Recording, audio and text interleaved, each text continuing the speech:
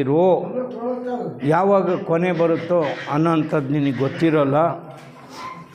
ಅದಕ್ಕಾಗಿ ಯಾವಾಗಲೂ ನಗ್ತಾ ಇರಬೇಕು. ಆದರೆ ಇವತ್ತು ಏನಾಯಿತು, ಇಲ್ಲಿ ಥಿಯಾಸಫಿ ಕಾರ್ಯಕ್ರಮದಲ್ಲೇ ಒಂದು ಸಣ್ಣ ಘಟನೆ ನಡೆದು ಹೋಯ್ತು. ಅದು ಎಲ್ಲರೂ ಕೆಮ್ಮಿದ್ರು. ಡಾಕ್ಟ್ರುಗಳೇನಾದರೂ ಇಲ್ಲಿ ಇದ್ದಿದ್ದರೆ ಯಾರ್ಯಾರು ಇದರಲ್ಲಿ ಎಕ್ಸ್ರೇ ತೆಗಿಬೇಕು ಏನೇನು ಹೇಳ್ತಿದ್ರು ದೇವರಿಗೆ ಗೊತ್ತದು. ಅದು ಘಟನೆ, ಒಂದು ಕಹಿ ಅನುಭವ ಏನೆಲ್ಲ ಮಾಡ್ಬೋದು ಅನ್ನೋದಕ್ಕೆ ಇದು ಒಂದು ಸ್ಪಷ್ಟ ಉದಾಹರಣೆ. ನಮ್ಮ ಜೀವನದಲ್ಲಿ ನಾವು ಈ ರೀತಿ ಎಲ್ಲದನ್ನು ಕೂಡ ಅವರು ಮಾಡಿದ್ದು ಊಟ ಅದೆಲ್ಲ ತಯಾರಾಗ್ತಾ ಇದೆ, ಚೆನ್ನಾಗಿದೆ, ಸೊಗಸಾಗಿದೆ, ಅದು ಬೇರೆ. ಆದರೆ ಯಾವ ಹಂತದಲ್ಲಿ ನಾವು ಅದನ್ನು ಸ್ವೀಕರಿಸಿದ್ವೋ ಎಲ್ಲರೂ ಕೆಮ್ಮಕ್ಕೆ ಶುರುವಾದರು. ಕೆಮ್ಮಿಗೆ ಔಷಧಿ ಅಂತ ಹೇಳ್ಬೋದು. ಅದನ್ನ ಕೆಮ್ಮಿಗೆ ಔಷಧಿ ಕೊಟ್ಬಿಟ್ರು, ನೋಡ್ರಿ ಹೆಂಗೆ ಕೆಮ್ಮಿದ್ರು ಅಂತ. ಯಾರ್ಯಾರ ಗಂಟಲಲ್ಲಿ ಏನೇನಿದೆ ಅನ್ನೋ ಅಂಥದ್ದು ಪರಿಚಯ ನಮಗಾಯಿತು. ನಮ್ಮ ಜೀವನವೂ ಕೂಡ ಅಷ್ಟೇ ಅಂತ ನಾವು ಭಾವಿಸ್ಬೇಕು. ಇದು ನಮಗೆ ಕೆಮ್ಮಿಸ್ತಾ ಇದೆ, ಅನೇಕ ಸಂಗತಿಗಳು ನಮಗೆ ಕೆಮ್ಮಿಸ್ತಾ ಇದೆ. ನಾನು ಇವತ್ತು ಚರ್ಚೆ ಮಾಡೋ ಅಂಥದ್ದು ಪುರಂದರ ದಾಸರ ಎರಡು ವಿಷಯಗಳನ್ನು.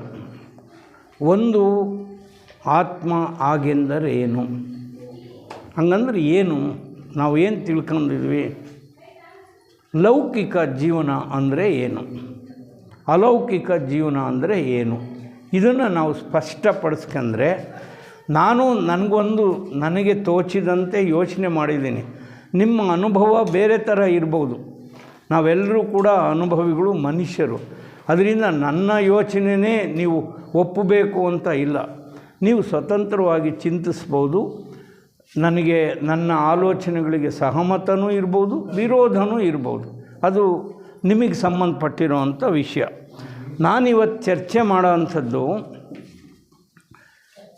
ಏನೆಲ್ಲ ತರ್ಕದ ಒಳಗಡೆ ತರ್ಬೋದೋ ಅದೆಲ್ಲ ಕೂಡ ಲೌಕಿಕ ಸಂಸಾರ ಅಂತ ನಾನು ಭಾವಿಸಿದ್ದೀನಿ. ಏನೆಲ್ಲ ತರ್ಕ, ಎಷ್ಟು ಎತ್ತರ ಮಟ್ಟದ ತರ್ಕವನ್ನೇ ಮಾಡಿ ವಕೀಲರಾಗಿ ಕೋರ್ಟ್ನಲ್ಲೇ, ನ್ಯಾಯಾಲಯದಲ್ಲೇ ವಾದಿಸ್ರಿ, ಹೈಕೋರ್ಟ್ನಲ್ಲೇ ವಾದಿಸ್ರಿ, ಸುಪ್ರೀಂ ಕೋರ್ಟ್ನಲ್ಲೇ ವಾದಿಸ್ರಿ, ಅದು ತರ್ಕಾತೀತವಲ್ಲ. ಅದು ತರ್ಕಕ್ಕೆ ಒಳಪಟ್ಟಿರ್ತಕ್ಕಂಥ ಸಂಗತಿ. ಅದು ಯಾವುದನ್ನು ನಮ್ಮನ್ನು ಕೊನೆ ಮುಟ್ಟಿಸಲ್ಲ. ಇದು ಸಂಸಾರ ಅಂದರೆ ಕೊನೆ ಮುಟ್ಟಿಸದೇ ಇರುವಂಥ ಒಂದು ಮನೋಸ್ಥಿತಿಗೆ ಸಂಸಾರ ಜೀವನ ಅಂತ ಕರಿತೀವಿ. ಭಗವಂತನ ಇದ್ದರೆ, ಸತ್ಸಂಗದಲ್ಲಿ ಇದ್ದರೆ, ಸತ್ಸಂಗ ನೋಡಿ ಅದಕ್ಕೆ ಎಷ್ಟು ಚೆನ್ನಾಗಿದೆ. ಸತ್ ಅಂದರೆ ಒಳ್ಳೆಯವ್ರ ಸಂಘ ಅಂತಲೂ ಆಗ್ಬೋದು, ಭಗವಂತನ ಸಂಘ ಅಂತಲೂ ಆಗ್ಬೋದು. ಅಂದರೆ ನೀವು ಕೂತಾಗ ನಿಂತಾಗ ಭಗವಂತನ ಸನ್ನಿಧ್ಯದಲ್ಲೇ ಇದ್ದೀರಿ. ದಾರಿನಲ್ಲಿ ನಡಿಬೇಕಾದ್ರೂ ಭಗವಂತನ ಸಾನ್ನಿಧ್ಯದಲ್ಲೇ ಇದ್ದೀರಿ. ಬಸ್ನಲ್ಲಿ ಕೂತಾಗ್ಲೂ ಭಗವಂತನ ಸಾನ್ನಿಧ್ಯದಲ್ಲಿ, ಅದು ಸತ್ಸಂಗ ಅಂದರೆ ಇಲ್ಲೇ ಕೂತ್ಕೊಂಡು ಸತ್ಸಂಗದಲ್ಲಿ ಒಂದು ಭಾಷಣ ಮಾಡಿದ್ರು ನಾವು ಕೇಳಿದ್ವಿ, ಅದು ಸ್ವಲ್ಪ ಮಟ್ಟಿಗೆ ನಿಜ ಇರ್ಬೋದು. ಆದರೆ ಸತ್ಸಂಗ ಅಂದರೆ ಸದಾ ಭಗವಂತನ ಒಡನಾಟದಲ್ಲೇ ಇರೋದು, ಅವರ ಸ್ಮರಣೆಯಲ್ಲೇ ಇರೋದು, ಆ ರೀತಿಯ ಯೋಚನೆಯನ್ನೇ ಮಾಡ್ತಕ್ಕಂಥದ್ದು ಅದು ಸತ್ಸಂಗ. ನಿಜವಾದ ಸತ್ಸಂಗ ಯಾವುದು ಅಂದರೆ ನಾವು ಸದಾ ಭಗವನ್ಮುಖರಾಗಿ ಇರ್ತಕ್ಕಂಥದ್ದಕ್ಕೆ ಸತ್ಸಂಗ ಅಂತ ಕರಿಬೋದು. ಇನ್ನು ಇದಕ್ಕೆ ಎಂಡ್ಲೆಸ್, ಇದು ನೀವೆಷ್ಟು ಬೇಕಾದ್ರೂ ನೀವೂ ತಕರಾರು ಮಾಡ್ಬೋದು, ವಾದ ವಿವಾದಗಳನ್ನು ಮಾಡ್ಬೋದು, ನಾನೂ ವಾದ ವಿವಾದ ಮಾಡ್ಬೋದು. ಯಾವ ವಿಷಯವೂ ಕನ್ಕ್ಲೂಡ್ ಆಗಲ್ಲ, ಅಂದರೆ ಕೊನೆ ಮುಟ್ಟಿ ಇರಲ್ಲ. ವಾದ ವಾದ ವಾದ ವಾದ ವಾದ ವಾದ ಇರುತ್ತೆ. ಪ್ರಪಂಚ ಕಾಲಕ್ಕೆ ಅನುಗುಣವಾಗಿ ವಾದ ಮಾಡ್ತಾನೇ ಬಂದಿದ್ದಾರೆ. ಈ ಜಗತ್ತು ವಾದ ಮಾಡ್ತಾ ಇದೆ. ಆಯಾ ಕಾಲಕ್ಕೆ ತಕ್ಕಂತೆ ಅದು ಒಂದು ಶ್ರೇಷ್ಠ ಚಿಂತನೆ. ಆ ರೀತಿ ಚಿಂತನೆ ಮಾಡಿದ್ರೆ ಅವರು ಒಳ್ಳೆ ಬದುಕನ್ನು ಕಟ್ಕೊಂಡಿರ್ಬೋದು ಅಷ್ಟೇ. ಅದು ತರ್ಕಾತೀತ ಅಲ್ಲ. ಆಧ್ಯಾತ್ಮ ಜೀವನ ಏನಿದೆಯೋ ತರ್ಕಾತೀತವಾದ ಜೀವನ. ನಾನೇನು ಯೋಚನೆ ಮಾಡಲ್ಲ. ನೀವು ಅವ್ರು ಹಂಗಿದಾರಪ್ಪ ಅಷ್ಟೇ. ಅವ್ರು ಯಾಕೆ ಹಂಗಿದ್ದಾರೆ ಅದು ನಮಗೆ ನೋಡಿ. ಸಂಸಾರಿಗಳಿಗೆ ಅಂದರೆ ಅದು ನಿಮಗೆ ಗೊತ್ತಾಗ್ತೇನ್ರಿ ಇದಕ್ಕೆ? ಇಲ್ಲ, ಅವರು ಸತ್ತೋಗಿಬಿಟ್ರಂತೆ, ಅವ್ರ ಮನೆಗೆ ಬೆಂಕಿ ಬಿತ್ತಂತೆ, ಅವ್ರ ಹಿತ್ಲಿಗೆ ಬೆಂಕಿ ಬಿತ್ತಂತೆ. ಅದರಿಂದ ನಾನು ಸಂತೋಷ ಪಡ್ತಾ ಇರ್ತೀನಿ. ಬೇರೆಯವ್ರಿಗೆ ಆಗುವ ದುಃಖವನ್ನು ಕೇಳಿ ನಾನು ಸಂತೋಷ ಪಡ್ತಿಕ್ಕಿಂತ ಇದು ಸಂಸಾರದಲ್ಲಿ ಸಾಧ್ಯ ಇದೆ. ಸಂಸಾರದಲ್ಲಿ ತರ್ಕಾತೀತವಾಗಿ ಇರಲಿಕ್ಕೆ ಸಾಧ್ಯನೇ ಇಲ್ಲ. ಅದಕ್ಕೆ ಸಂಸಾರ ಜೀವನ ಅಂತಲೇ ಕರೀತಾರೆ. Logic I am justified. ನಾನು ಮಾಡಿರೋವಂಥದ್ದು ಕೆಲಸ ಸರಿ ಇದೆ, ನಾನು ಮಾಡೋ ಅಂಥ ತರ್ಕಾತೀತ ತರ್ಕಕ್ಕೆ ಒಳಪಟ್ಟಿರೋವಂಥದ್ದು ಶ್ರೇಷ್ಠ ತರ್ಕಕ್ಕೆ ರೀಸನಿಂಗ್ ಅದನ್ನ ಸಕಾರಣವನ್ನು ನಾವು ಕೊಟ್ಟಿದ್ದೀವಿ ಅಂತಲೂ ಹೇಳ್ಬೋದು. ತರ್ಕಾತೀತವಾದಂಥ ಸ್ಥಿತಿ ಅಂದರೆ ವಾದ ವಿವಾದ ಇಲ್ಲ, ಅಕ್ಸೆಪ್ಟ್ ಮಾಡಿದ್ವಿ ನಾವು. ಅಂದರೆ ಈಕ್ವ್ಯಾನಿಮಿಟಿ, ಅಂದರೆ ಸುಖೇ ದುಃಖೇ ಸಮೇ ಕೃತ್ವ ಲಾಭವು ಜಯವು.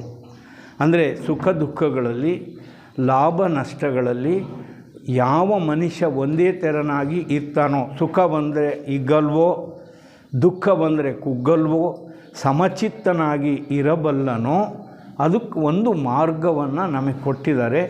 ಆ ಸ್ಥಿತಿ ಅತ್ಯಂತ ಶ್ರೇಷ್ಠ ಸ್ಥಿತಿ. ಅದನ್ನು ನಾವು ಎಲ್ಲ ತಗೋಬೇಕು. ಈ ಥಿಯಾಸಫಿನಲ್ಲಿ ಏನು ಇದೇ ಚರ್ಚೆ ಆಗುತ್ತೆ ನೋಡಿ. ಇದನ್ನು ನೋಡಿದರೆ ನಿಮಗೆ ಗೊತ್ತಾಗುತ್ತೆ. ಉದ್ದೇಶಗಳು, 3 ಮಹಾಸತ್ಯಗಳು, ಹಿಂಗೆ ಏನೇನೋ ಇದೆ. ಒಬ್ಬೊಬ್ಬರು ಒಂದೊಂದು ಥರ ಹೇಳಿದ್ದಾರೆ. ಪ್ರತಿಯೊಬ್ಬನಿಗೂ ತನಗೆ ತಾನೇ ನ್ಯಾಯದಾತನು ಅಂತ ಹೇಳಿದರೆ, ಎವ್ರಿ ಸೋಲ್. ನಾನು ನಿಮಗೆ ನ್ಯಾಯ ಕೊಡೋದಲ್ಲ, ನಿಮಗೆ ನೀವೇ ನ್ಯಾಯ ಮಾಡ್ಕೋಬೋದು. ನೀವು ಮನುಷ್ಯರಾಗಿ ಹುಟ್ಟಿದ್ದೀರಿ, ಏನು ಮಾಡಿದಿರಿ, ಏನು ಸಾಧನೆ ಮಾಡಿದೆ, ನಾನು ಬರೀ ಹುಟ್ಟಿದ್ನಾ ಎಷ್ಟೋ ಜನ ನಾವು ಕೇಳ್ತೀವಿ ಇದಕ್ಕೆ, ಅಪ್ಪ ನನಗೆ ಚೆನ್ನಾಗಿ ಊಟ ಮಾಡೋದು ಕಂಡ್ರಿ, ಬದುಕಿನಲ್ಲಿ ಏನಿದ್ದೀರಿ ಚೆನ್ನಾಗಿ ಉಣ್ಣೋದಷ್ಟೇ ಅನ್ನೋ ಅಂಥದ್ದಿದೆ. ಅದಕ್ಕಿಂತ ಆಚೆ ಅವರು ಯೋಚನೆ ಮಾಡೋಕ್ಕಾಗಲ್ಲ. ಇನ್ನೊಬ್ಬರ ಹತ್ರ ಹೋದರೆ, ನಾನು ಊರಿಗೆ ಶ್ರೀಮಂತ, ನನ್ನ ಹತ್ರ ದುಡ್ಡಿದೆ, ಅದರಿಂದ ಎಲ್ಲ ಬಡವರಿಗೂ ಕೊಡ್ತಾ ಇದ್ದೀನಿ, ಅವರು ನನ್ನಿಂದ ಈ ಊರಿನ ಜನಗಳೆಲ್ಲ ಬದುಕಿದ್ದಾರೆ ಅಂತ ಹೇಳ್ತಾನೆ. ಇನ್ನೊಬ್ಬ ಶ್ರೀಮಂತ ಇನ್ನೊಂದು ಥರ ಹೇಳ್ತಾನೆ, ಇನ್ನೊಬ್ಬ ಬಿಸ್ನೆಸ್ ಮನ್ ಇನ್ನೊಂದು ಥರ ಹೇಳ್ತಾನೆ. ಇದಕ್ಕೆ ಎಂಡ್ಲೆಸ್. ಆದರೆ ಕೊನೆಗೇನು, 12ನೇ ಶತಮಾನದಲ್ಲಿ ಆದ್ಯ ವಚನಕಾರ ಅವನು ಯಾಕೆ ಬಯಲಿಗೆ ಬಿಡ್ತಾ ಇಲ್ವೋ ನಮಗೆ ಗೊತ್ತಿಲ್ಲ. ಆದ್ಯ ವಚನಕಾರ ಅವ್ರಿಗೆ ಇಳೆ ನಿಮ್ಮ ದಾನ ಅಂತ ಹೇಳ್ತಾರೆ ಅವರು.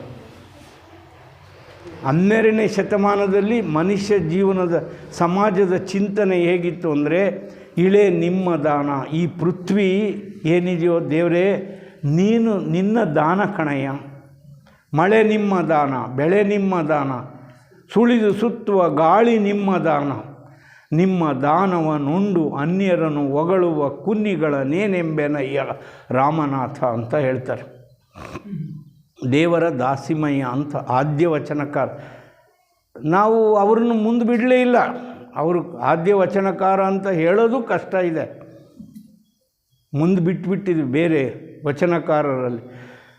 ಆ ವಚನಕಾರ ಹೇಳ್ದ, ಈಗ ನೀವು ಒಂದು 5 ಅಡಿ ಬಿಡಿಸ್ಕೊಳ್ರಿ, ಮತ್ತು ನೋಡೋಣ ಥಿಯಾಸಫಿಗೆ ಬಿಟ್ಕೊಡ್ರಿ ಒಂದು ಸೈಟನ್ನು ಅಂತ ಹೇಳ್ರಿ, ನೀವು ಕೇಳ್ರಿ. ಇವಾಗ ಬೆಲೆ ಬಂದಿದೆ, ಏನು 1 ಅಡಿಗೆ ಸರ್ 1000 ಚಿಲ್ಲರೆ ಸರ್, 2000 3000, ನಾವೆಲ್ಲರೂ ಬಿಟ್ಕೊಡೋಕ್ಕಾಗುತ್ತಾ ಅಂತ ಹೇಳ್ತೀವಿ. ಈಗ ಇಳೆ ನಿಮ್ಮ ದಾನ ಅಂತ 12ನೇ ಶತಮಾನದ ಇದ್ದು ನಾವು ಎಷ್ಟು ನಿಸ್ವಾರ್ಥಿಗಳಾಗಿದ್ವಿ ಆ ಶತಮಾನದಲ್ಲಿ, ಈಗ ಎಷ್ಟು ಸ್ವಾರ್ಥಿಗಳಾಗಿದ್ವಿ ಅಂದರೆ ಈ ಡಿಫರೆನ್ಸಲ್ಲಿ ನಮಗೆ ಗೊತ್ತಾಗುತ್ತೆ. ಅಂದರೆ ಮನುಷ್ಯ ಚಿಂತನೆ ಬೆಳೆದಿದೆ. ಯಾವ ಕಡೆ ಬೆಳೆದಿದೆ?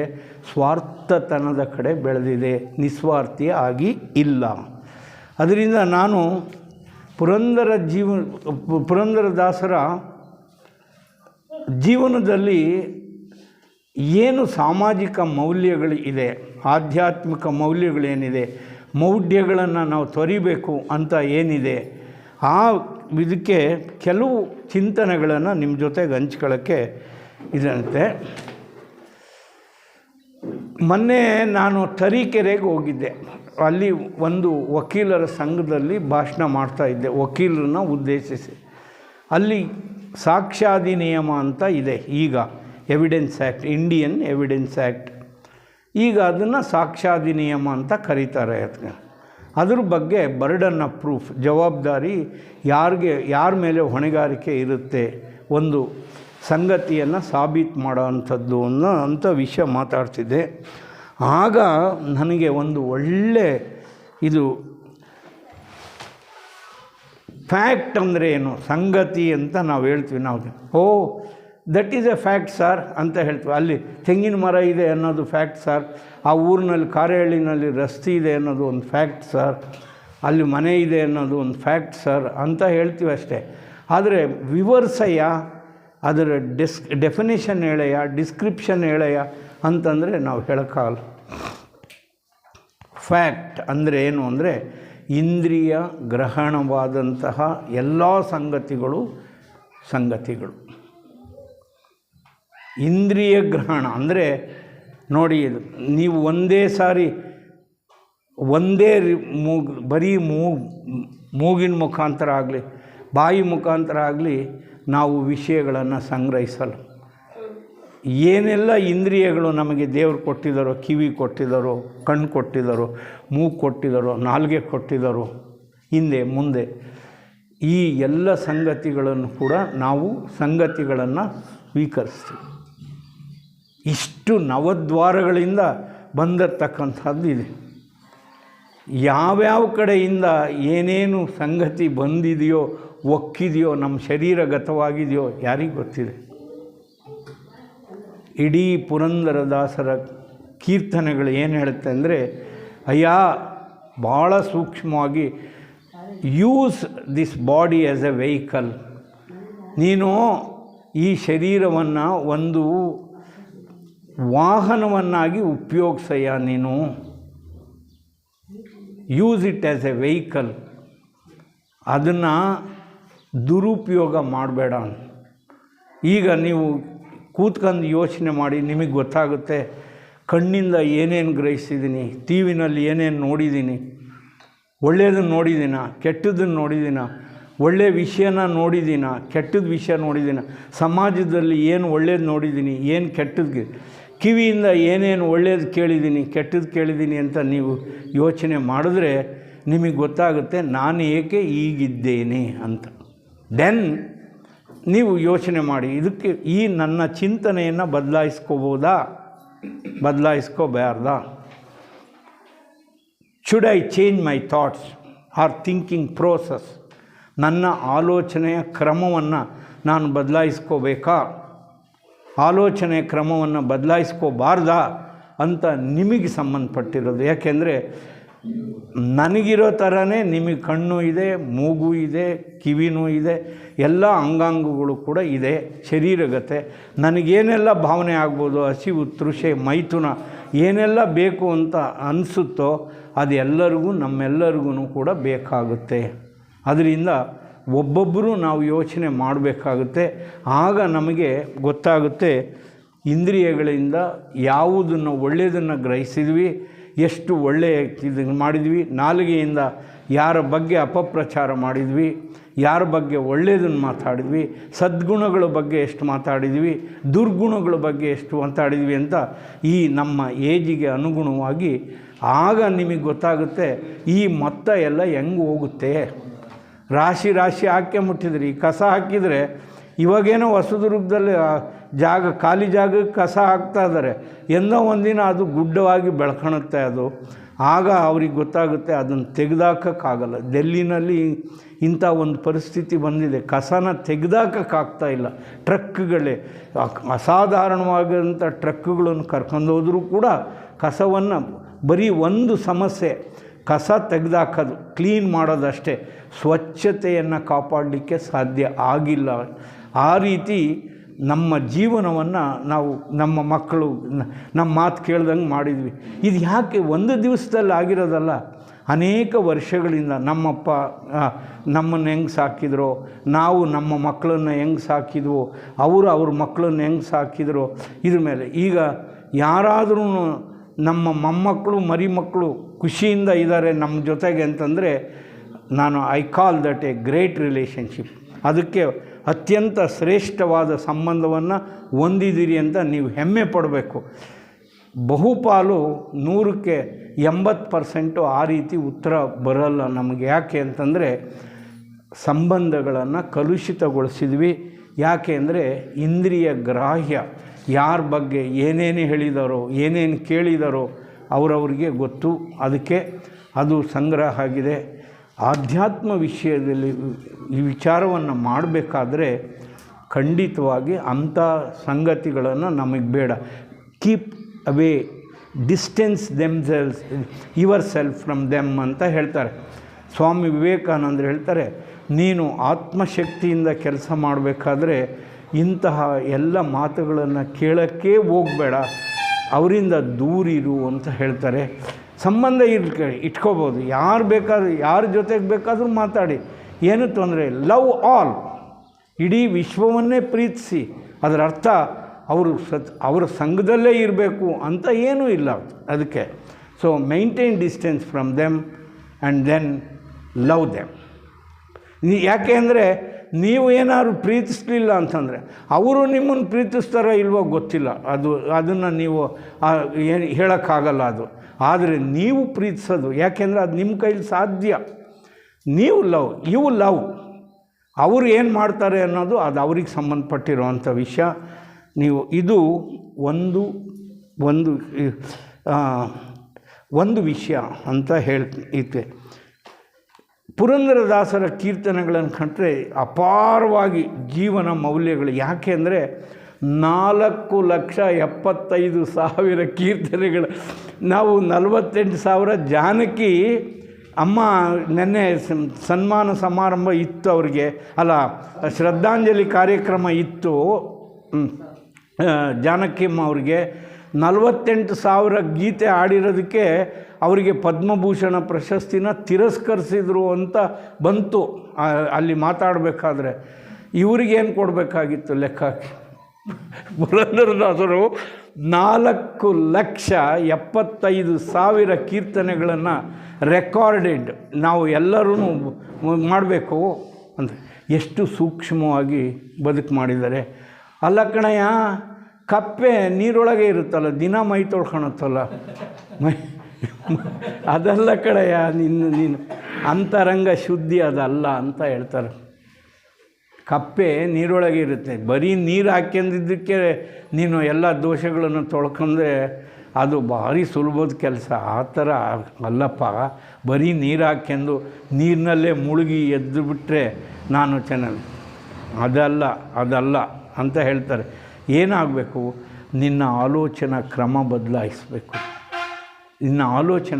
ಬದಲಾಯಿಸಿದ್ರು ನೋಡಿ. ಅವರು ಹೇಳಿದರು, ನಮ್ಮ ಸುಬ್ರಹ್ಮಣ್ಯ ಶೆಟ್ಟರು ಅವರ ಮಾತುಗಳಲ್ಲಿ ಹೇಳಿದರು, ಅದು ಬುದ್ಧ ಏನು ಹೇಳಿದ್ದಾನೆ ಅಂತ. ಸರಿಯಾದ ಮಿಡ್ಲ್ ಪಾತ್ ಅವನು ಹೇಳಿದ. ಎಕ್ಸ್ಟ್ರೀಮ್ಗೆ ಹೋಗಲಿಲ್ಲ ಅವನು. ಆತ್ಮ ಇದೆಯಾ ಇಲ್ವಾ ಅಂತ ಚರ್ಚೆ ಮಾಡೋಕ್ಕೆ ಹೋಗಲಿಲ್ಲ ಅವನು. ಒಂದು ಮಧ್ಯಮ ದಾರಿ ಕಂಡಿಡ್ದ. ಸಾಮಾನ್ಯ ಮನುಷ್ಯರು ಇವರು, I am addressing the common people, ಸಾಮಾನ್ಯ ಮನುಷ್ಯರನ್ನು ಉದ್ದೇಶಿಸಿ ಮಾತಾಡ್ತೀನಿ. ಅವರಿಗೆ ಲಭ್ಯವಾಗುವಂಥ, ಅವರಿಗೆ ಸರಿಯಾದಂಥ ಯೋಚನೆಗಳನ್ನು ನಾನು ಹಂಚ್ಕೋಬೇಕು ಅಂತ ಹೇಳಿ ಅವ್ರಿಗೆ ಹೇಳಿದರು, ನಿನ್ನ ಆಲೋಚನೆ ಸರಿಯಾಗಿರಬೇಕು. ಮೊದಲು ನೀನು ದುಷ್ಟ ಕೆಲಸ ಮಾಡಬಾರ್ದು ಅಂದರೆ ನಿನ್ನ ಆಲೋಚನೆ ಸರಿಯಾಗಿರಬೇಕು ಅಂತ ಹೇಳ್ತಾರೆ ಅವರು. Right from it begins from thought. ಇಲ್ಲಿದೆಯಲ್ಲ, ಇದಕ್ಕೆ ಎಲ್ಲ ಕೊಲೆಗಳು ಇಲ್ಲಿದೆ, ಎಲ್ಲ ಅನೃತಗಳು ಅಸತ್ಯಗಳು ಇಲ್ಲಿದೆ, ಎಲ್ಲ ಕೆಡಕುಗಳು ಇಲ್ಲಿದೆ. It takes it's birth from brain. ಈ ಪ್ರತಿಯೊಂದು ಕೆಲಸ ಏನೇ ಇಲ್ಲಿ ಇರೋದನ್ನೇ, ಇಲ್ಲಿ ಏನು ಆಲೋಚನೆ ಮಾಡಿದೆ ಅದು ಜಾರಿಗೆ ಬರುತ್ತೆ ಅಷ್ಟೇ. ಎಲ್ಲಿ ಹೊಲದಲ್ಲಿ ಬರುತ್ತೋ, ಕಣದಲ್ಲಿ ಬರುತ್ತೋ, ಎಲ್ಲಿ ಬರುತ್ತೋ ಗೊತ್ತಿಲ್ಲ ಅಷ್ಟೇ, ಅದು ಜಾರಿಗೆ ಬರುತ್ತೆ. ಇಲ್ಲಿ ಇರೋ ಅಂಥದ್ದು ಮೊದಲು ಎಲ್ಲ ದೋಷಗಳು ಮನಸ್ಸಿನಲ್ಲಿ ಹುಟ್ಟುತ್ತೆ. ಅದಕ್ಕೋಸ್ಕರನೇ ಅವರು ಬುದ್ಧರು ಹೇಳಿದರು, ನಿಮ್ಮ ಆಲೋಚನಾ ಕ್ರಮವನ್ನು ಬದಲಾಯಿಸಿ, ಸಮ್ಯಕ್ ಸರಿಯಾದ ಯೋಚನೆಗಳನ್ನೇ ಮಾಡಿ. Don't allow waste thoughts. ಆ ಕೆಟ್ಟ ಆಲೋಚನೆಗಳನ್ನು ನಿಮ್ಮ ತಲೆಯಲ್ಲಿ ಕೊರೆಯೋಕ್ಕೆ ಹಾಕ್ಬಿಡ್ತೀರಿ, ಬಿಟ್ಟುಬಿಡಿ. ಅದನ್ನು ಬಿಟ್ಟಾಕಿ, ಅದನ್ನು ಯೋಚನೆ ಮಾಡೋಕ್ಕೆ ಹೋಗಬೇಡಿ. ನೀವು ಇಲ್ಲರೆ ನಾವು ಮಾತಾಡೋದು ಕೇಳಿದ್ವಿ, ಹುಳ ಬಿಡ್ಸ್ಕೊಂಡಿದ್ದಾಳೆ ಅದಕ್ಕೆ ಹಂಗೆ ಆಡ್ತಾಯಿದ್ದಾಳೆ ಅಂತಂದು. ಯಾಕೆಂದರೆ ಯಾರೋ ಆಲೋಚನೆಯನ್ನು ಹುಳ ಬಿಟ್ಟಿದ್ದಾರೆ ಒಳಗಡೆ, ಹುಳ ಬಿಡಿಸ್ಕೊಂಡು ನಾವು ಮಾತಾಡ್ತಾ ಇರ್ತೀವಿ. ಇವಳು ಹುಳ ಬಿಡಿಸ್ಕೊಂಡಾಳೆ ಸಹ, ಅದು ಸರಿಯೇ ಇಲ್ಲ, ಈ ಸಮಯ ಬೇಡ ಅಂತ ಹೇಳ್ತಾರೆ. ಅದಕ್ಕೆ ಇನ್ನು ಕೆಲವ್ರು ಹೇಳ್ತಾರೆ ಕಪ್ಪೆ ತಿಂದಿದ್ದಾನೆ ಅದಕ್ಕೆ ಆಡ್ತಾಯಿದ್ದಾನೆ ಅಂತ, ಕಪ್ಪೆ ತಿಂದಿದ್ದಾನೆ ಅಂತ ಹೇಳ್ತಾರೆ. ಎಷ್ಟು ಹೆಂಗೆ ಆಲೋಚನೆ ಬಂದಿದೆ ನಮಗೆ, ಆದರೆ ಸಾರ್ಥಕವಾಗಿ ಅದು ಆಗಿಲ್ಲ. ಅಪಾರವಾದಂಥ ಜೀವನ ಮೌಲ್ಯಗಳನ್ನು ಪುರಂದರದಾಸರು ನಮಗೆ ಕೊಟ್ಟಿದೆ. ಜಸ್ಟ್ ನಾನು ಒಂದು ಹೇಳ್ತೀನಿ, ಅಂಬಿಗ ನಾನು ನಿಮ್ಮ ನಂಬಿದೆ ಅಂತ. ಅದು ಅಂಬಿಗ ಅಂದರೆ ಭಗವಂತನೇ.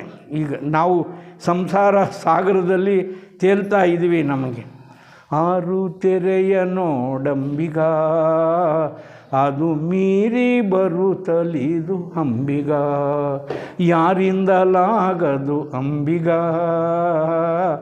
ನೋಡಿ ಎಂಥ ಯೋಚನೆಗಳು ಬರುತ್ತೆ.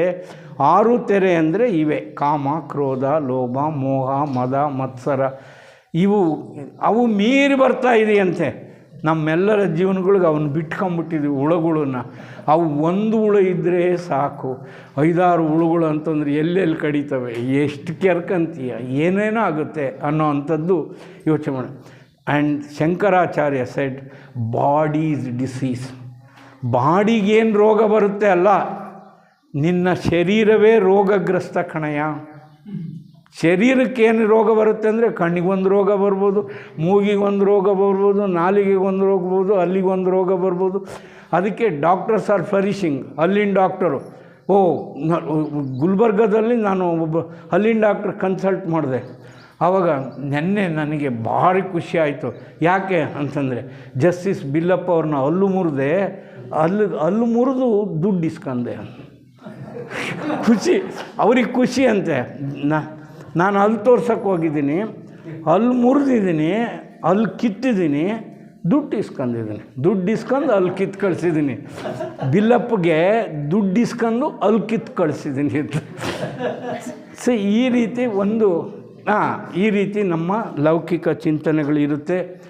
ಜೀವನ ಮೌಲ್ಯಗಳು ಯಾವ ಪುರಂದರದಾಸದಲ್ಲಿ ಈಗ ಎಷ್ಟು ಚೆನ್ನಾಗಿ ಹೇಳಿದರು ಅವರು, ಹಾಡುಗಳನ್ನು ಹೇಳಿದರು.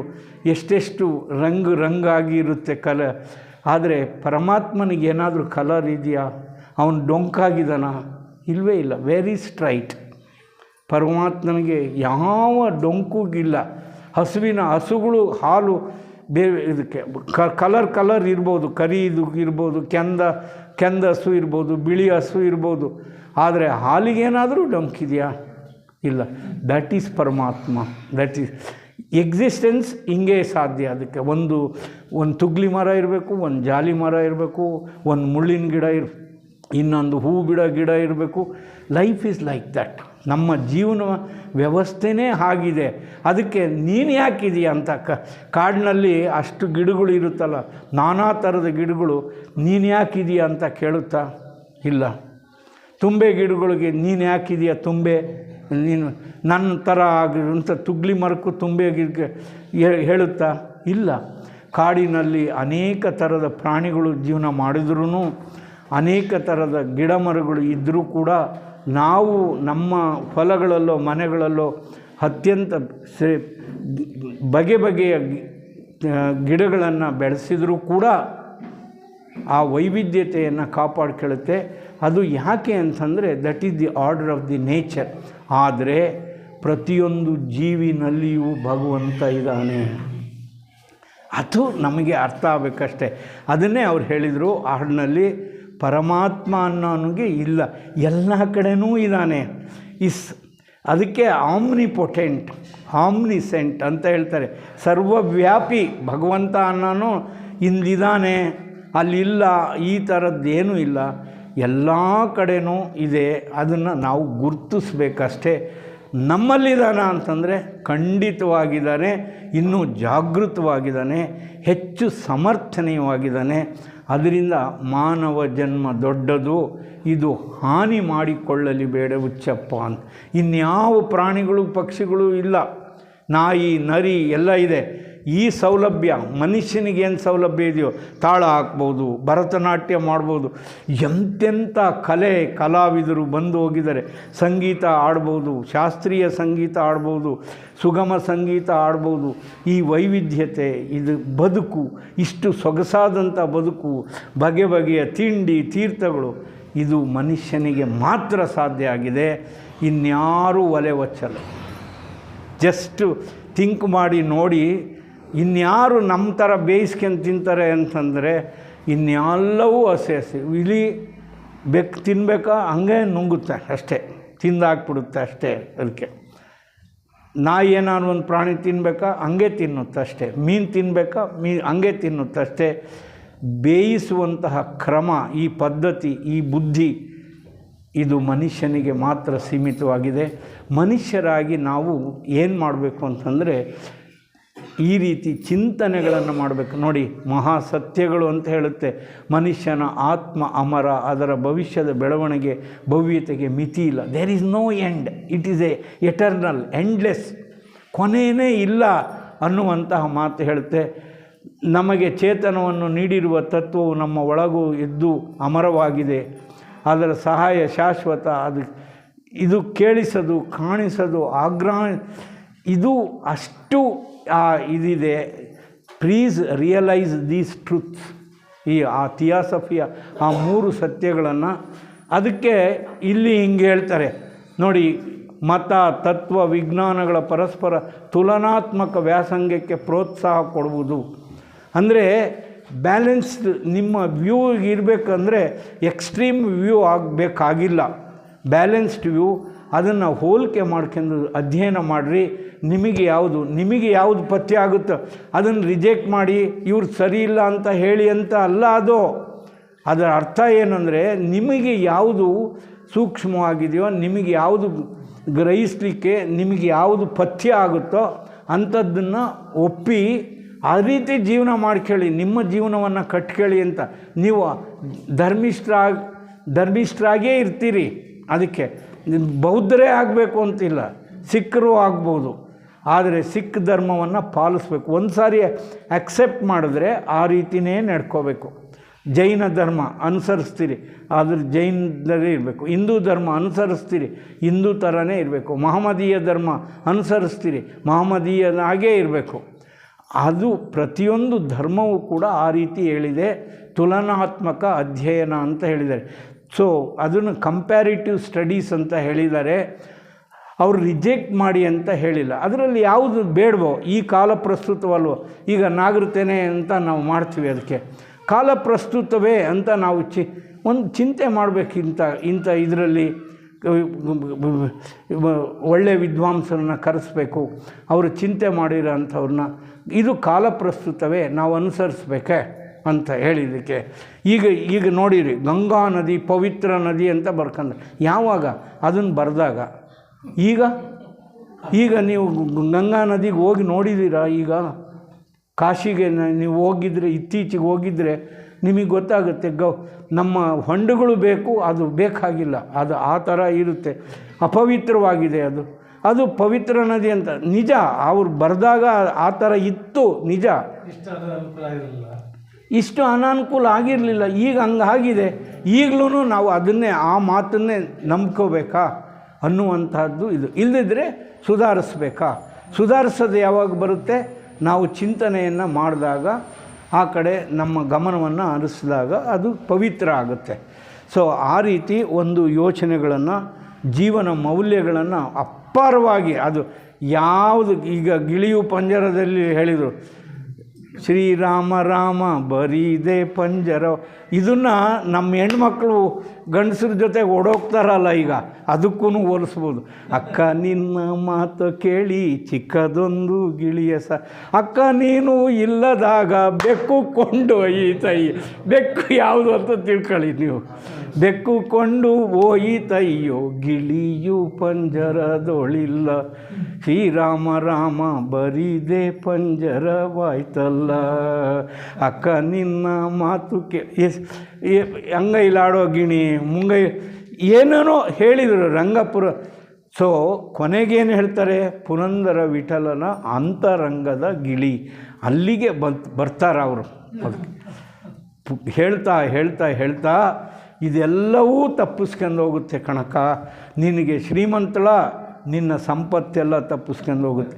ನೀನು ಒಳ್ಳೆಯ ಹೆಂಡ್ತಿನ ಮದುವೆ ಆಗಿದೆಯಾ, ಆಕೆನೂ ಬರೋಲ್ಲ. ನೀನು ಡೆಡ್ ಬಾಡಿ ಆದ್ರೆ ನಿಮ್ಮ ಯಜಮಾನ್ರದ್ದು ಕಣ್ರಿ ಹೆಣ ಅಂತಂದರೆ, ಹಾಂ ನಮ್ಮ ಯಜಮಾನ್ರದ್ದೇ ಅಂತ ಹೇಳ್ತಾರೆ ಅಷ್ಟೇ. ಯಾರೂ ಸಂಗಡ ಬಾಹೋದಿಲ್ಲ, ನಾರಾಯಣ ನಾಮ ನೆರೆ ಬಾಹುದಲ್ಲದೆ ಯಾರೂ ಸಂಗಡ ಬಾವೋದಿಲ್ಲ. ಹೆಂಡ್ತಿ ಮಕ್ಕಳು ಯಾರೂ ಬರಲ್ವಂತೆ. ಅದಕ್ಕೆ ಇನ್ನೊಂದು ಕಸಕ್ಕಿಂತ ಕಡೆಯಾಗಿ ಕಾಣ್ತಾರೆ. ನೀನು ಸತ್ತೋದಾಗ ಕಸಕ್ಕಿಂತ ಎತ್ತಿವನ ಹೊರಗೆ ಹಾಕಪ್ಪ, ಬೇಗ ಊಣಿ ಬಂದುಬಿಡ್ರಿ ಅಂತ ಹೇಳ್ತಾರೆ. ಸೊ ಆ ರೀತಿ ನೋಡ್ತಾರೆ. ಅದಕ್ಕೋಸ್ಕರ ಸಾಮಾಜಿಕ ಮೌಲ್ಯಗಳಂದರೆ ಸಮಾಜದಲ್ಲಿ ಹೇಗೆ ನಾವು ಇನ್ನೊಬ್ಬರ ಜೊತೆಗೆ ಸಹಜೀವನವನ್ನು ಮಾಡಬೇಕು ಅನ್ನುವಂತಹ ಅಂಶಗಳು ಅಪಾರವಾಗಿ ಸಿಗುತ್ತೆ ಪುರಂದರದಾಸರ ಕೀರ್ತನೆಗಳಲ್ಲಿ. ಸಾಮಾಜಿಕ ಮೌಲ್ಯಗಳು ಕೂಡ ಅದೇ ರೀತಿ ಸಿಗುತ್ತೆ. ಆಧ್ಯಾತ್ಮಿಕ ಮೌಲ್ಯಗಳು ಅಂತಂದು ವಿಪರೀತ ಎಲ್ಲ ತತ್ವಪದನೂ ಕೂಡ ಕೊನೆಗೆ ನೋಡಿ, ಅವರ ಅಂಕಿತ ನಾಮ ನೀವಿದರೆ ಪುರಂದರ ವಿಠಲ ಅಂತಲೇ ಅವರು ಇಟ್ಕೊಂಡಿದ್ದಾರೆ. ವಿಠಲ ಅಂದರೆ ನಾವಿವಾಗ ಪಂಡ್ರಾಪುರಕ್ಕೆ ಹೋಗಿ ಅದು ನೋಡ್ತೀವಿ, ಆ ಮೂರ್ತಿ ಆ ಥರ ಅಲ್ಲ. ಅದಕ್ಕೆ ಅವ್ರಿಗೆ ಭಾವನೆ, ಅವರ ಅಂತರಂಗದ ಭಾವನೆ, ಅದಕ್ಕೆ ಅವ್ರಿಗೊಂದು ಊಹೆ ಮಾಡ್ಕೊಂಡಿದ್ದಾರೆ. ಪುರಂದರ ವಿಠಲ ಸರ್ವವ್ಯಾಪಿ, ಎಲ್ಲರನ್ನೂ ಕಾಪಾಡೋನು ಅಂತ. ಈಗ ನಮ್ಮ ಗಿರಿಜಮ್ಮ ಒಂದು ಹಾಡು ಹೇಳಿದರು ಬೆಳಿಗ್ಗೆ ಇದರಲ್ಲಿ, ಚೆನ್ನಕೇಶವನ ಇದಕ್ಕೆ, ನೀವು ಏನೂ ಯೋಚನೆ ಮಾಡಬೇಡಿ, ಕಲ್ಲಿನೋಳು ಕೂಗುವ ಕಪ್ಪೆಗಳಿಗೆಲ್ಲ ಅಲ್ಲಿಗಲ್ಲಿಗ ಆಹಾರ ಇತ್ತವರು ಯಾರೋ, ಪಡದೆಯ ಜನನೀಯ ತರದಿ ಸ್ವಾಮಿ ಒಣಗೀಡಾಗಿರಲು ಬಿಡದೆ ರಕ್ಷಿಪನಿದಕ್ಕೆ ಸಂದೇಹ ಬೇಡ ಅಂತ ಹೇಳಿದ್ರು. ಅದಕ್ಕೆ ಕಲ್ಲಿನಲ್ಲಿ ಕೂಗ್ತವೆ ಕಪ್ಪೆಗಳು, ನೀವು ನೋಡಿರಿ, ಕಾರಾರಿಯ ಗುಂಡು ನಾನು ನೋಡಿದ್ದೀನಿ, ಅಲ್ಲೇ ಒಟ ಅನ್ನುತ್ತೆ, ಅಲ್ಲಿ ಕಪ್ಪಿರುತ್ತೆ. ಆವಾಗ ಅವರು ಕಪ್ಪೆ ಎಲ್ಲ ಅದು ಖಾರ ಅರ್ದ ಮೇಲೆ ಆ ಚಟ್ನಿದು, ಸಾಂಬಾರ್ದು, ಹುಳಿ ತೊಕ್ಕದ್ದು, ಇನ್ನೇನೋ ಮತ್ತೇನೋ ಅದು ಚೆನ್ನಾಗಿರುತ್ತೆ. ಅದನ್ನು ತೊಳಿತಾರಲ್ಲ, ಅದು ಸೀದಾ ಅಲ್ಲಿಗೆ ಹೋಗುತ್ತೆ, ಅಲ್ಲಿಗೆ ಅದ್ರ ಬಾಯಿಗೆ ಹೋಗಿಬಿಡುತ್ತೆ ಅದಕ್ಕೆ ಅಂತ. ಅದಕ್ಕೆ ಅವ್ರು ಹೇಳ್ತಾರೆ, ಕಲ್ಲಿನೋಳು ಕೂಗುತ್ತಿರುವ ಕಪ್ಪೆಗಳಿಗೆಲ್ಲ ಅಲ್ಲಿಗಲ್ಲಿಗೆ ಆಹಾರ ಇತ್ತವರೆ ಯಾರೋ, ನೀನು ಹೋಗಿಟ್ಟಿದ್ಯಾ, ನೀನು ತಿನ್ನು ಅಂತ ಹೇಳ್ಕೊಂಡು. ಇಲ್ಲ, ಪಡೆದ ಜನನೀಯ ತೆರದಿ, ನಮ್ಮ ಹೆತ್ತ ತಾಯಿಯ ಹೇಗೋ ಹಾಗೆ ಸ್ವಾಮಿ ಒಣಗೀಡಾಗಿರಲು ಬಿಡದೆ ರಕ್ಷಿಪನಿದಕ್ಕೆ ಸಂದೇಹ ಬೇಡ. ಈ don't doubt, God will protect you ಅನ್ನುವಂಥ ಮಾತು ಅದು ನಂಬಿಕೆಯ ಮೇಲೆ ಹೋಗುತ್ತೆ. ಆ ಭದ್ರ ತಳಹದಿ ನಮಗೆ ನಮ್ಮ ಜೀವನದ ಒಂದು ಮೌಲ್ಯ ಆಗಬೇಕು. ಅದಕ್ಕೆ ಇನ್ನು 3 ಶಬ್ದಗಳನ್ನು ಮಾತ್ರ ನಾನು ಮಾತಾಡೋಕ್ಕೆ ಇಷ್ಟಪಡ್ತೀನಿ. ಭಕ್ತಿ ಅಂದ್ರೇನು, ದಾಸ ಅಂದ್ರೇನು, ಶರಣ ಅಂತಂದರೆ ಏನು ಅನ್ನೋವಂಥದ್ದು. ನೋಡಿ, ದಾಸ ಅನ್ನೋದು ಶರಣ ಇವೆರಡು ಪರ್ಯಾಯ ಪದಗಳು, ಅಂದರೆ ಒಂದಕ್ಕೊಂದಕ್ಕೆ ರೀಪ್ಲೇಸ್ ಮಾಡ್ಬೋದು. ಅದೇನು ಅಂದರೂ ಡ್ರೆಸ್ ಕೋಡ್. ಇವಾಗ ಒಂದು ಕಾವ್ಯ ಹಂಗೆ ಹಾಕ್ಕೊಂಬಿಡ್ತಾರೆ, ನಾನು ಶರಣ ಅಂತ ಹೇಳ್ತೀನಿ. ಶರಣ ಅಲ್ಲ. ಅದಕ್ಕೆ ಒಂದು 100-200 ವಚನ ಕಲ್ತ್ಕೊಂಡ್ಬಿಡ್ತಾರೆ, ಸಾರ್ವಜನಿಕವಾಗಿ ಭಾಷಣ ಮಾಡ್ತಾರೆ, ನಾನು ಶರಣ ಅಂತ ಹೇಳಿ. ಶರಣರಲ್ಲ, ಟೋಟಲ್ ಸರೆಂಡರ್. ಅಂದರೆ ನಿನಗೆ ಇಂದ್ರಿಯಗಳ ಮುಖಾಂತರ ಅನೇಕ ವಿಷಯಗಳನ್ನು, ಸಂಗತಿಗಳನ್ನು ಗ್ರಹಿಸುವಂಥ ಶಕ್ತಿ ಕೊಟ್ಟಿದೆ. ಅದು ಭಗವಂತನ ಕಡೆಗೆ, ಅಂದರೆ ಆಶಾರಹಿತ ಜೀವನ, ಅದು ಶರಣ. ದಾಸ ಅಂದರು, ದಾಸರು, ಪುರಂದರ ದಾಸರು ಅಂತಂದರೂ ಕೂಡ ಆಶಾರಹಿತ ಜೀವನ ಅಂತ ನಾವು ಭಾವನೆ ಮಾಡ್ಕೋಬೇಕು. ಯಾವ ಆಸೆಗಳೂ ಇಲ್ಲದೆ ಇರತಕ್ಕಂಥದ್ದು, ಟೋಟಲ್ ಸರೆಂಡರ್, ಕಂಪ್ಲೀಟ್ಲಿ, ಅಂದರೆ ಭಗವಂತನ ಮೇಲೆ. ಅದಕ್ಕೆ ಇವನಿಗೆ ಪುರಂದರದಾಸರದ ಇಲ್ಲಿ ಒಂದು ಹಿನ್ನೆಲೆಯನ್ನು ನೀವು ತಿಳ್ಕೋಬೇಕು. ಏನಕ್ಕೆ ಅಂತಂದರೆ, ಶ್ರೀನಿವಾಸ ನಾಯಕ ಅಂತ ಅವನ ಹೆಸರು. ಮೂಲ ಹೆಸರು ಶ್ರೀನಿವಾಸ ನಾಯ್ಕ. ಆಕೆಗೆ ವರದಪ್ಪ ನಾಯಕನ ಮಗ ಪುರಂದರದಾಸ. ವರದಪ್ಪ ನಾಯಕನಿಗೆ ಸರಸ್ವತಿ ಅಂತ, ಲೀಲಾವತಿ ಅಂತಲೂ ಹೇಳ್ತಾರೆ ಅವ್ರ ಪತ್ನಿ. ಅಲ್ಲಿ ಏನಾಗುತ್ತೆ, ಪುರಂದರದಾಸರು ಅಂಗಡಿನಲ್ಲಿರ್ತಾರೆ. ಒಬ್ಬ ಬ್ರಾಹ್ಮಣ ಭಿಕ್ಷೆ ಬೇಡಕ್ಕೆ ಅಂತ ಮನೆಗೆ ಹೋಗ್ತಾನೆ, ಪುರಂದರದಾಸರ ಮನೆಗೆ. ಆ ಹೆಂಡತಿ ಕೆಲಸ ಮಾಡ್ತಾಯಿರ್ತಾಳೆ. ನಂದೇನು ಇಲ್ವಲ್ಲಪ್ಪ, ನಂದು ಅನ್ನೋದು ಏನೂ ಇಲ್ಲ, ನಾನು ಹೆಂಗೆ ಕೊಡೋದು ಅಂತ ಹೇಳ್ತಾರೆ. ಯಾಕೆ, ನಿನ್ನ ಮೂಗ್ತಿ ಇದೆಯಲ್ಲ, ನಿಮ್ಮಮ್ಮನ ಕಡೆಯಿಂದ ಬಂದಿರೋದಲ್ಲ, ಅದೇನು ನಿಮ್ಮ ಪುರಂದರದಾಸಕ್ಕೆ ಇವನು ಶ್ರೀನಿವಾಸ ನಾಯ್ಕ ಕೇಳೋಕ್ಕಾಗುತ್ತಾ? ನಿಮ್ಮ ಅಮ್ಮನ ಕಡೆಯಿಂದ ಬಂದಿರೋದು ಅಂದರೆ ಸ್ತ್ರೀಧನ್ ಪ್ರಾಪರ್ಟಿ ಅಂತ ಅವ್ರ ವಾದ. ಆಗ ಓ ಹಂಗ ಅದನ್ನ ತಗೊಂಡು ಕೊಟ್ಬಿಡ್ತಾರೆ. ಅವರೆಲ್ಲಿಗೆ ಹೋಗ್ತಾರೆ, ಬ್ರಾಹ್ಮಣ ಸೀದಾ ಅವ್ರ ಅಂಗಡಿಗೆ ಹೋಗ್ತಾನೆ. ಪುರಂದರದಾಸರು, ಇದೇನು ನನ್ನ ಹೆಂಡ್ತಿದ್ದು ಆಯ್ತಲ್ಲ ಮೂಗ್ತಿ, ಇದು ಇವನು ಹೆಂಗೆ ಕಿತ್ಕೊಂಬಂದ, ಏನು ಕಳ್ತನ ಮಾಡಿದ್ನೋ ಕಿತ್ಕೊಂಬಂದನೋ ಏನು ಮಾಡಿದ್ನಪ್ಪ ಇವನೋ ಅಂತಂದು. ತಡಿ ಬಾಗ್ಲಾಕ್ಬಿಡ್ತೀನಿ ನಾನು ಅಂತ ಕೇಳ್ತೆ. ನಿನ್ನ ಮೂಗ್ತಿ ಕೊಡು ಅಂತಂದ. ಮನೆಗೋಗಿ ನಿನ್ನ ಮೂಗ್ತಿ ಕೊಡು ಅಂತಂದ.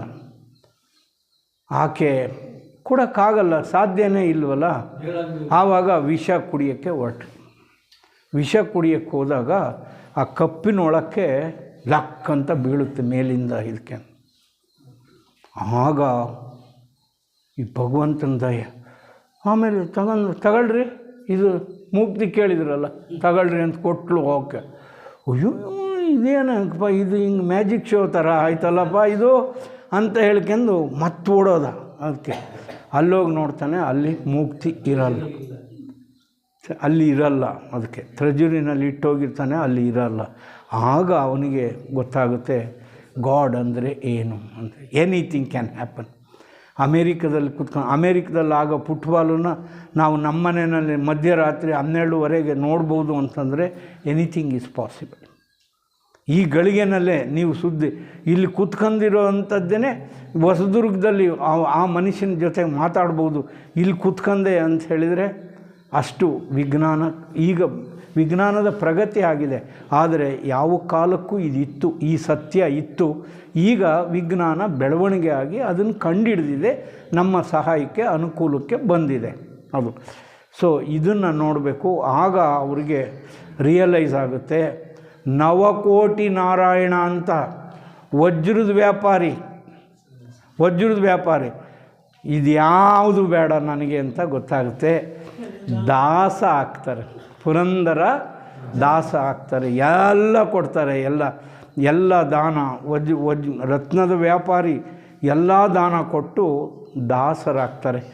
ದಟ್ ಈಸ್ ರಿಯಲ್ ದಾಸ ಅಂತಂದರೆ.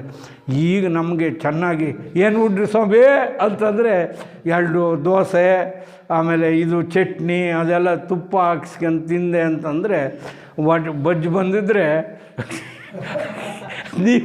ನೀವು ಈ ಟೆಸ್ಟನ್ನು ಅಪ್ಲೈ ಮಾಡಬೇಕು. ಅದರಿಂದ ವ್ಯಕ್ತಿ ಏನು ಹೇಳ್ತಾರೆ ಅನ್ನೋವಂಥದ್ದು ಡ್ರೆಸ್ ಕೋಡ್ ಮೇಲೆ ಹೋಗಬೇಡಿ. ನೀವು ರಿಯಲ್ಲಾಗಿ ಅವನ ನಡವಳಿಕೆ ಏನು, ಸಮಾಜಕ್ಕೆ ಏನು, ಸಮಾಜ ಮುಖ್ಯವಾಗಿ ಕೆಲಸ ಮಾಡಿದಾನ, ಏನು ನಿಸ್ವಾರ್ಥಿ ಆಗಿದ್ದಾನೆ, ಜನಗಳ ಬಗ್ಗೆ ಕಳಕಳಿ ಏನಿದೆ ಅನ್ನುವಂಥದ್ರಿಂದ ಟೆಸ್ಟ್ ಮಾಡಬೇಕು. ಆವಾಗ ನಾವು ಅಕ್ಸೆಪ್ಟ್ ಮಾಡಬೇಕು. ಅವರು ಬಿಳೆ ಅಂಗಿನಲ್ಲೂ ಇರ್ಬೋದು, ಅವರೇನು ಡ್ರೆಸ್ ಕೋಡೇ ಹಾಕೇಬೇಕು ಅನ್ನೋವಂಥದ್ದಿಲ್ಲ, ಯಾವುದೋ ಮಠಕ್ಕೆ ಹೋಗಬೇಕು ಅಂತಿಲ್ಲ. ಸಾಮಾನ್ಯ ರೈತನಾಗಿರೂ ಇರ್ಬೋದು ಅದು ಆ ವ್ಯಕ್ತಿ. ಅವನಿಗೆ ನೀವು ಗೌರವಿಸ್ಬೇಕು. ಅವ್ರಿಗೆ ಹೇಳಬೇಕು ಇವರು ಪ್ರಾಮಾಣಿಕ ಸೇವಕ, ಸಮಾಜ ಸೇವಕ ಅಂತ ಹೇಳಬೇಕು. ನಾವು ಆ ರೀತಿ ಮಾಡ್ತಾ ಇಲ್ಲ ಆ್ಯಕ್ಚುಲಿ, ಆ ರೀತಿ ಮಾಡಬೇಕು ಅಂತ. ಇನ್ನು ಒಂದು ಪದ್ಯ ಹೇಳಿ ನಾನು ನನ್ನ ಮಾತನ್ನು ಮುಗಿಸೇ ಬಿಡ್ತೀನಿ. ಒಂದು ಪದ್ಯ ಹೇಳ್ತೀನಿ, ಭಜನೆನ. ಇದು ಏನು ತೋರಿಸುತ್ತೆ ಅಂದರೆ, ನಮಗೆ ಭಗವಂತ ಸಾವು ಬಂದ ಕಾಲಕ್ಕೆ ಏನು ಮಾಡಿದ್ರೂ ಉಳಿಯಲ್ಲ ಅನ್ನುವಂಥದ್ದು.